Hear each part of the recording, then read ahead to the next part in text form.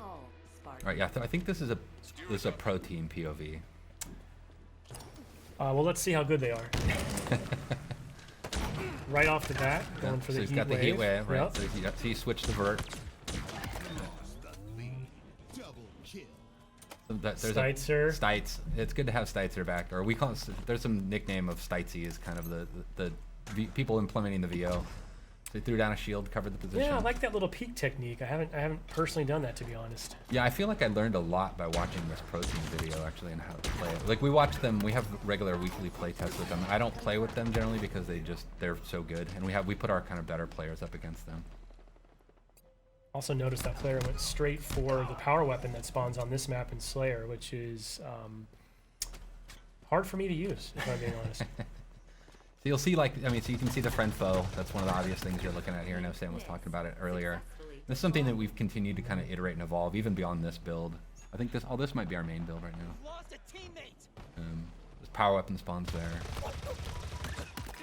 The skewer is it's satisfying as heck, but it's hard for me to use. I am worse at that gun than I am with the commando rifle for sure. When you hit a target, like especially a vehicle, it's super satisfying. All right, so he was spectating.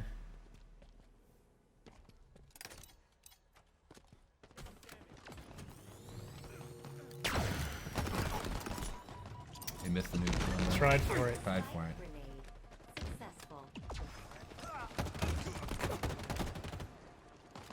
Hard for us to hear in studio, but I believe you'll hear some personal AI coming through. Yeah, you're hearing. There's a few things. So there's the Spartan chatter that we had in Halo 5. It really just kind of brings the battlefield, gives a lot more like reaction feedback to what's going on in the game. But you'll hear this personal AI, and what we did with them is we replaced what was called Spartan Leader, our team leader, and it's just a more personal version of that, and they have a lot of personality, and so it lets you kind of swap around and kind of customize that feedback, and they give you a lot of low-level feedback. Pulled the power up. Yeah, I was just going to mention, that's a change, right? It doesn't activate on pickup anymore. You can hold on to it. Yeah, we think that'll bring a lot in the long term and allow us to do more things with power-ups than kind of just, traditional kind of just quick stat kind of reflections, but having like really the notion of power equipment in the game. One thing that we won't see in this point of view, I really love the visual language that you and the team have introduced. It's very obvious when someone's pocketing a power-up like that. You'll see a glowing trail behind behind like a contrail behind them. Yeah, that was a big thing, is making sure we at least telegraphed that information. That was, making that switch, there was a lot of critical lenses on making sure that there was at least a readability to it in the gameplay. I mean, so now it's sort of that risk-reward, right? Do I hold this and wait for that final push? Do I burn it now so I don't lose it? Yeah, you make a lot of choices that way. Like I sometimes will pocket it and think I'm getting cocky, and then I'll lose it, and I'll give overshow. That was a dope. I'll give the OS to the enemy, which is super risky at that point. We're seeing a couple of little sort of, what do we call those, tutorial tips popping up there, which yeah. you can turn off in the settings. Yeah, you can turn them off, but they're death tips is what we call them. But yeah, giving a little bit of feedback, about the type of weapon that killed you, or like how you can respond better to it. I'm not sure at this point the pro team needs to know that, like, hey. Yeah, exactly. Or like just opt out if you don't really care about it, if you don't need that information, or it makes you feel bad, as some people might feel.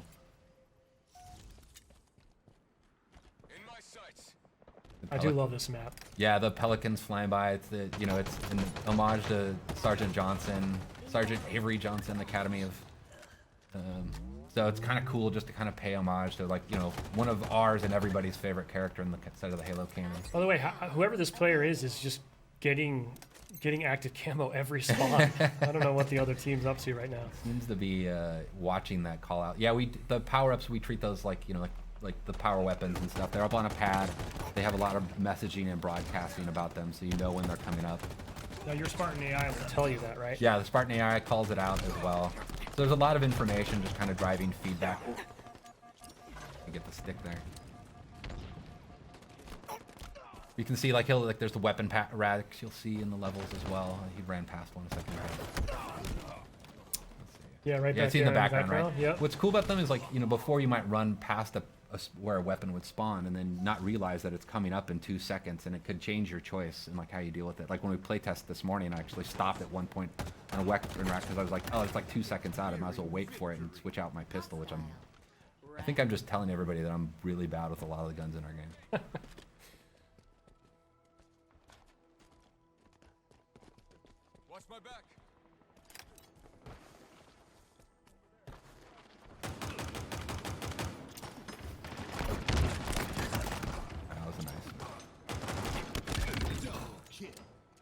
I do love the sidekick.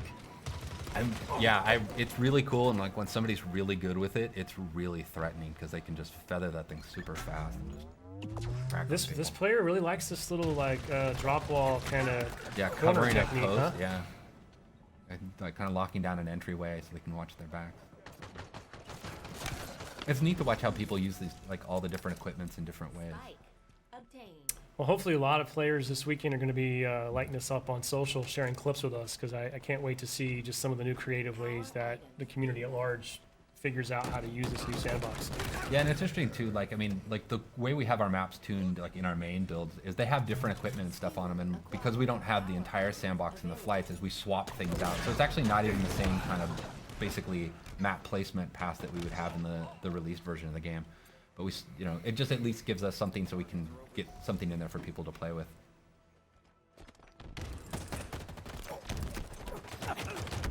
Oh, match is getting close. You can hear the music starting to kick up, kind of signifying the end of the match is coming. I do love that. The multiplayer music, very cool. I'm really proud of the multiplayer music. There's a cool story about how we got to basically getting the music in the game.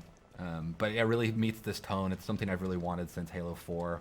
Was this kind of post-rock soundtrack to the multiplayer. Well, actually just a Halo, but it became one of my goals for multiplayer. Take your damage. Last kill. You've lost a teammate. 5 minutes remaining. Cool.